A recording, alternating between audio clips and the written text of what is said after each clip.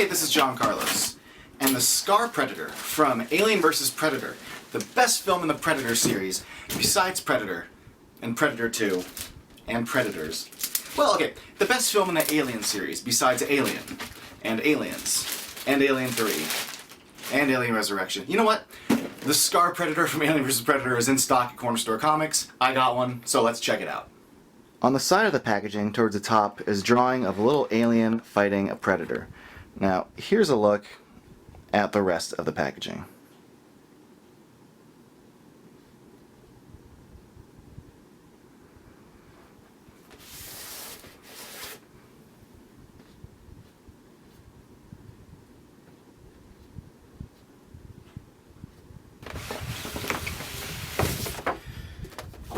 Now, this figure comes with a lot of accessories, including 4 alternate hands and 2 sets of blades, regular blades and then these like ridiculously long blades that they introduced in Alien vs. Predator. Now he also comes with his mask, an extra set of mandibles, big knife and the leg knife holster, and his throwing disc. And over here you've got his spear, his little cross the chest and shoulder sling, and his gun. The Predators in AVP have more armor on them than they ever did in the first 2 Predator films, and if you like that look, I think you'll be happy with this figure because Hot Toys does a good job of replicating a metal kind of look to this, even though it's plastic. And just like the little paint in here, that it's subtle, but what it does is it does capture kind of like the dirt and the shading within all these little metal rivets and stuff, and you'll see that throughout the figure. I also like that the shoulder piece moves and doesn't restrict the arm movement. Another little detail I like is that the outfit has like a little pleather underneath the metal, and I like all these little pouches, these little metal pouches that are on the figure. I think they did a great job with those. I think if you like this figure and like the updates to the design, like all the new like metal armor pieces, I think I'll be really happy with how this figure turned out. The articulation's decent on this figure. I like that there's decent ankle articulation. I wasn't expecting that much, but this actually turned out alright. Now the knee's interesting. It's got a good hinge, and it's got that little kind of cup over the knee joint, but the netting here will limit just how far back you can take that knee joint. But you've got good like swiveling at the ball joints, like forward and back motion on the legs. What I'm really happy about is that you've got decent range of motion on the arms, and that the elbow joints are pretty good. No problems with the elbow joints there.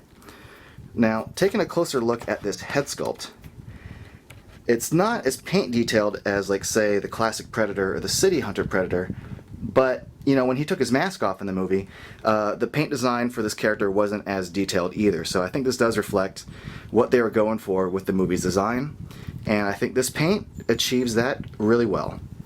Now here you'll see all the little rubber hair pieces and the metal pieces that connect to the dreadlocks, and I gotta say they turned out pretty good. And I like that they painted the individually sculpted little temple hairs. Aside from like the spotting and like the wetness around his thin mandible skin, I gotta say that this head sculpt turned out pretty good. Now we're gonna pop on the little shoulder sling necklace thing, so you gotta pop his head off for that. Once you've done that, put it right back on. I'm going to show you how you can take out the mandibles that it comes with and install the open mouth ones.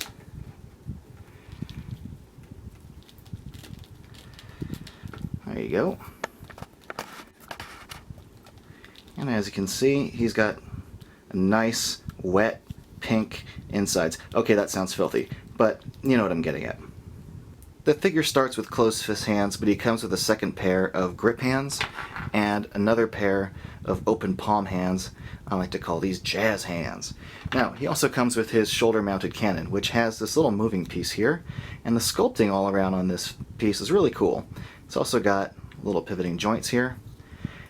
Now, here's a look at the spear. And the spear, aside from having like a really cool sculpt to it, also functions the way it does in the movie with moving parts. Now, he also comes with this really big knife. Like if he was Australian, he'd say, "That's not a knife, this is a knife." And it's huge. It's got good sculpting on the plastic handle, it's got a unique design, and it's made of metal, and it's got some weight to it. It also comes with this sheath that holds the knife, and it's a really nice design. Now, this isn't metal, this throwing disc, but you could have fooled me because it certainly looks metal when you first take it out, and then you hold it and realize, oh, it's plastic. But it's got a good little sculpt, and I like the little tiny gold paint that's included in there. Now, it also comes with the blades that come out of his wrist. He's got these short blades that are built into the figure, and then there's these extended ones that you can take out and put in. Now, there's also the super duper long ones that you can also take out. You can switch out between all three of these, and if you like the super duper long ones, these are made of metal, and they do look really cool.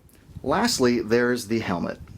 What I really like is that underneath the lens you can see that there's a little grid behind it, like a little plastic patterned grid. And the scar that's sculpted in there turned out really good. Now let's show you how all these pieces go on to the figure. Okay, to put the mask on, you have to pull off his mandibles and his jaw piece, because the bottom of the mask plugs into those spots. Now, speaking of plugs, the figure has these little two holes here and these little two holes here. Packaged with the instruction manual are the little oxygen tubes. There's two of them that plug into this hole and that you plug it into the backpack. Just a little word of warning about these oxygen tubes. While they do fit into the plugs quite easily without any resistance, there's nothing securing them in there, so they do pull out just as easily, and if you want to turn this figure's head to the right, these tubes will come right out. Now, if you take off the medical pack back there and pull that tab out, that frees up the batteries. Then there's a little button right on the side here. It's kind of hard to see. That little black tab right there. Once you've connected this plug on there, you just flip that tab, and then you've got the red light on the Predator mask. So the gun, if you swivel it just a little bit and then take this plug and put it into that hole on the side of the medical piece, and then there you go. There's the shoulder-mounted gun. Now over here on the back, you'll see this little clip. This clip is for putting on the spear, and I guess you can put it above the middle or below the middle. Either way it goes on. And then lastly down here we've got this little hole for the knife sheath holster. It just plugs in. Fits quite nicely. Now these claws that come out are a little pointy, so be careful you don't shred your fingers the way I did. It took me a little while to loosen up, but once I gave them a good tug, they came out rather easily, just not at first. But plugging the other claws in actually goes quite nicely. Again, I can't stress this enough. Be careful with your fingers and all the different pointy edges that you can see on the tops and bottom of these, because you can shred your skin quite a bit. The right hand is a grip hand that can hold the spinning disc. It can also hold the spear. You just have to lift that top part up a bit to get it started, and then slide it down. The left grip hand has a closed thumb, like sculpted onto the index finger, so you can only slide that knife into it, and that's about it. Lastly, the wrist piece opens up, and you can see the countdown timer on there.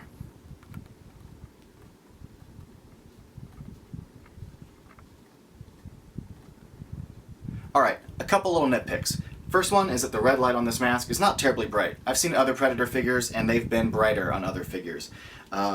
Two, the little oxygen tubes that are on this figure kind of limit the figure turning his head to the right, but also the plug to connect to the battery pack on the back, there's no excess material, so this limits how much you can turn your figure's head to the left. So if you've got all this plugged in, the figure can only really look forward. There is not a good range of motion considering how tight this cable is.